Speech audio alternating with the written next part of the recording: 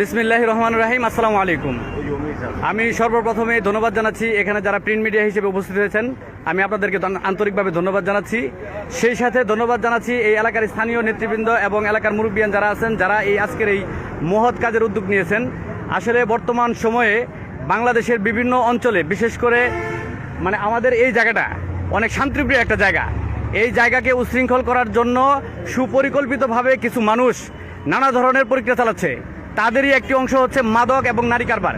আমরা দীর্ঘদিন যাবৎ এই বাড়ি সম্পর্কে অভিযোগ পাচ্ছিলাম, কিন্তু সুনির্দিষ্ট কোনো প্রমাণ না থাকার কারণে আমরা কোনো পদক্ষেপ নিতে পারছিলাম না, কোনো অনাকাঙ্ক্ষিত কারণে। যাই হোক, আল্লাহর অশেষ রহমত যে গতকালকে ওনারা হাতে নাতে বেশ কয়েকটি ঘটনা একসাথে ধরা পড়েছে।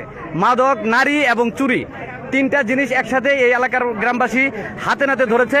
আমি এই প্রিন্ট মিডিয়ার মাধ্যমে জনপ্রশাসন, আমাদের এই তিতপাল্লা ইউনিয়নের আইন শৃঙ্খলা বাহিনী রক্ষাকারী যারা আছেন তাদেরকে বিনীতভাবে অনুরোধ করব, আপনারা এই বাড়িটি আইনের আওতায় নিয়ে যথাযথ পদক্ষেপ গ্রহণ করবেন। এই কথা বলে আমি আমার কথা শেষ করছি। আসসালামু আলাইকুম।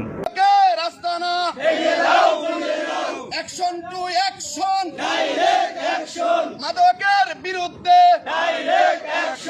নারী কেলেঙ্কারির বিরুদ্ধে